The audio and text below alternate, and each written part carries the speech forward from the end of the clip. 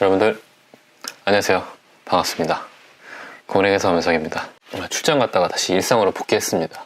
제가 사우디아라비아에 갔다가 두바이도 구경하고 왔는데 그 두바이 영상 못 보신 분들은 여기 한번 참고하시고요. 이번 영상은 퇴사에 입사하시면 퇴사할 때도 있잖아요. 그래서 준비했습니다. 퇴사할 때 여러분들이 아셔야 할 4가지에 대해서 한번 준비해봤습니다.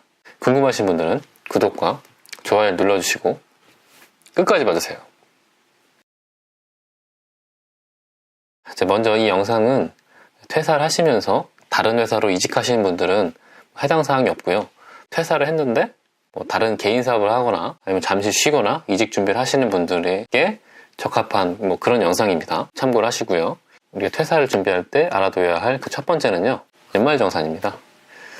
이게 퇴사를 할 때 재직하고 있던 그 회사에서 퇴사하는 사람에 대해서 연말정산을 해주는데 그 연말정산이 기본공제와 표준공제 정도만 해주고 나머지 우리가 흔히 생각하는 신용카드, 의료비, 보험료 이런 공제들은 따로 안 해주거든요. 그렇기 때문에 퇴사하고 난 이후에 다음해 5월 달에 종합소득세 신고 기간 동안에 여러분들이 그런 기타 추가적인 공제를 받고 싶으시면 연말정산을 직접 하셔야 됩니다.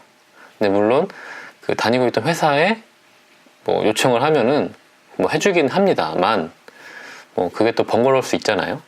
그렇게 직접 요청하셔도 하는 상황이라면 직접 요청해서 끝내셔도 되고요. 상황이 그렇지 않으면 직접 한번 하셔야 되는데 이럴 때도 요즘에는 그렇게 어렵진 않습니다. 일반적인 근로자였다면은 연말정산을 직접 할 일은 별로 없으니까 아마 안 해보셨을 텐데 그래서 제가 스마트폰으로도 연말정산 할 수 있거든요. 그래서 스마트폰으로 하는 연말정산을 올릴 예정인데 그 영상을 참고하셔가지고 한번 직접 해볼 수 있는 그런 기회를 한번 갖도록 하겠습니다. 그래서 어쨌든 결론 첫 번째는 연말정산을 한번 다시 하셔야 된다. 추가적인 공제를 받고 싶으시면. 그런 거 없으면 굳이 안 하셔도 됩니다. 두 번째는요, 퇴직을 앞두고 계신다면은 가능하면 지출되는 비용들을 재직 중일 때 쓰시는 게 좀 더 유리합니다. 가령 내가 이제 병원을 입원해 있는 상태에서 퇴사를 앞두고 있다면 그 병원비 결제도 내가 아직 근로 중일 때 지출하시는 게 나중에 의료비 공제에 포함돼서 의료비 공제로서 혜택을 받을 수 있거든요. 퇴사하고 나서 의료비를 지출하면은 그 비용은 재직기간 이외에 쓴 비용이기 때문에 의료비 공제를 못 받습니다. 그러니까 가급적이면 의료비는 내가 재직 중인 상태에서 지출하시는 게 좀 더 낫고요.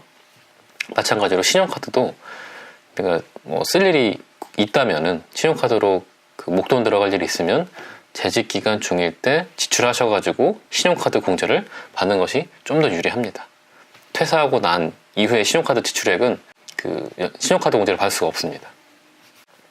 세 번째는 국민연금인데요. 국민연금은 자금 여유가 되시는 분들은 그냥 계속 가입하시는 게 좀 더 유리하다고 개인적으로 생각합니다. 고갈된다는 말도 있는데 그래도 이제 일반 개인연금보다 국민연금이 훨씬 안전하지 않을까 개인적으로 생각합니다. 만일 자금 여유가 없으신 분들은 납부 유예 제도라는 게 있는데 이 납부 유예 신청을 하면은 국민연금을 납부하지 않아도 가입 중인 상태로 유지는 됩니다. 그리고 나중에 재취업을 했거나 좀 여유가 생기셨다면 추가 납입 제도를 이용해서 내가 유예 기간 동안 미납했던 국민연금을 추가로 불입해서 연금의 수령액을 올릴 수가 있어요. 국민연금을 실제로 수령할 때를 대비해서 이 납입 유예 제도를 이용하셔가지고 국민연금을 납입하지 못하더라도 가입은 돼 있는 상태를 유지하시는 게 좀 더 유리합니다.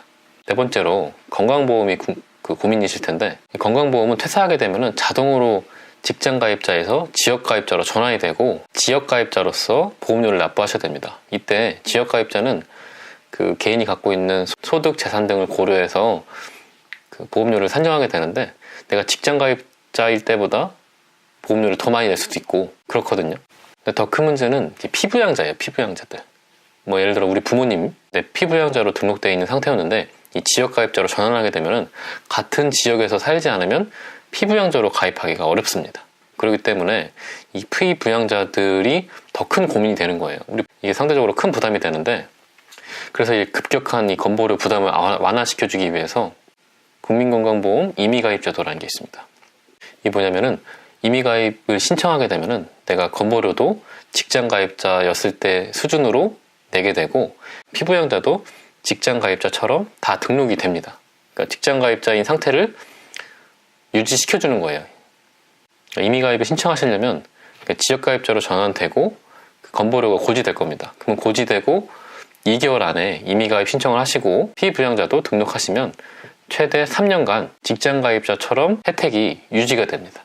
이게 아마 상당히 클 거예요. 건보료 부담이, 내가 갑자기 퇴사하게 되거나 내가 갑자기 직장이 없어지면 건보료 부담이 상당히 크게 다가오는데, 이 임의가입제도는 꼭 다시 한번 확인하셔가지고 국민건강보험공단에 전화하셔가지고 임의가입은 꼭 신청하시길 바랍니다.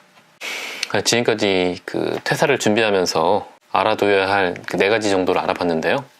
저도 이 영상을 준비하면서 저도 퇴사했을 때가 갑자기 또 생각이 나네요. 아무튼 퇴사를 앞두신 분들은 더 좋은 직장 혹은 뭐 더 좋은 사업 혹은 지금보다 더 나은 발전되는 그런 계기가 되기를 진심으로 바라고요. 이번 영상은 여기까지고 다음에 또 뵙겠습니다. 안녕.